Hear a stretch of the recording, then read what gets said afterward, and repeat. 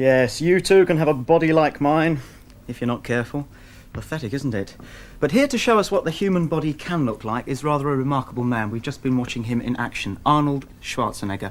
Arnold is probably the most successful bodybuilder of all time. He's won the Mr. Universe competition 5 times and the Mr. Olympia competition, which is the American version, a staggering 6 times. Arnold, let me start by asking you this. Can anybody build muscles like this? I mean, could I, or is it something you're born with? No, I think anybody could build muscles like that, but it's not to the interest of anybody. I mean, a lot of people go into weight training and just want to do it for fitness or for health and for other reasons like that. Only 5% of the people who are training with weights are doing it for the reasons I did it for, which is, to go into competition, to try to win Mr. America or Mr. Universe or Mr. Olympia. And it was just a goal that I had when I was 15. Why did you start to do it? I mean, were you bullied when you were little, or have sand kicked in your face? No, we don't have that much sand in Austria. But I tell you, I just got into it because it really felt great doing weight training. I did it for soccer, and like a lot of soccer players do weight training to strengthen their legs. And I think I fell in love with the weight training, or with the feeling of being strong and being big and all that, and I wanted to win Mr. Universe, and it was a dream that I had when I was 15 years old, and it's a dream that a lot of kids have, and that's what the film Pumping Iron is about a dream that kids have, and they make it come true in a film. You can see that, and that's what I did. Well, although it's a dream that would never come true in my case, supposing I wanted to put a bit of muscle on, we've got a set of weights here in the studio. Yeah. Perhaps you could show us some basic exercises that would just start you off on the right track. Yes, first of all, I have to compliment you for your physical development, because you really look very athletic and good, so don't put yourself down. You're just saying Okay. Okay, the first exercise I'm going to show you is what we call the bench press. It is a basic exercise that every beginner should do, no matter what sport you're in. You let it down the weight to the chest and you press it up. Which muscles does that That build develops the chest muscles, the pectoral muscles. The pectorals. Yeah. Okay, you do around 10 repetitions with a light weight, just to warm up. And you Okay. do it then 5 times. Can I have a go? Yeah, sure. Try it. Right.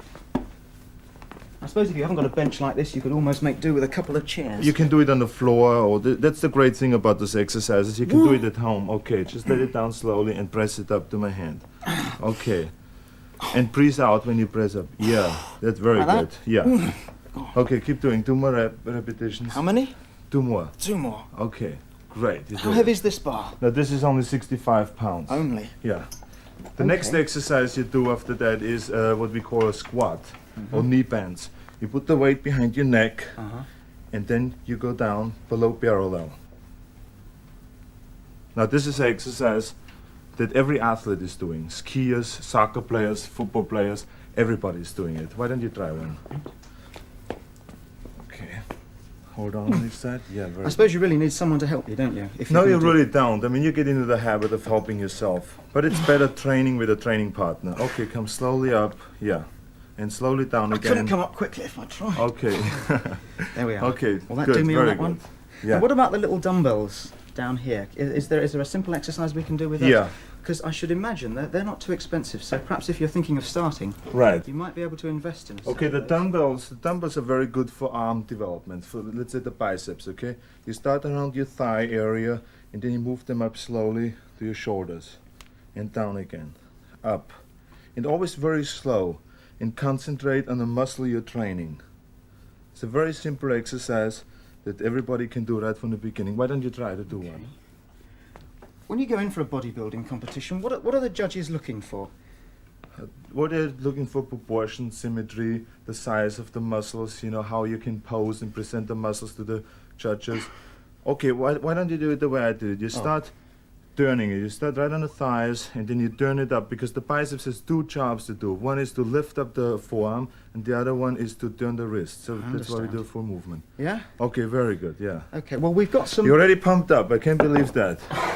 This man is growing We've had a fast. good look at me doing it. Now we've got a little piece of film of some of your friends in action. Perhaps you'd like to take a look at this Yeah. and tell us just what they're doing and exactly what the exercises that they're doing is going to help. Here it comes. Okay, fine.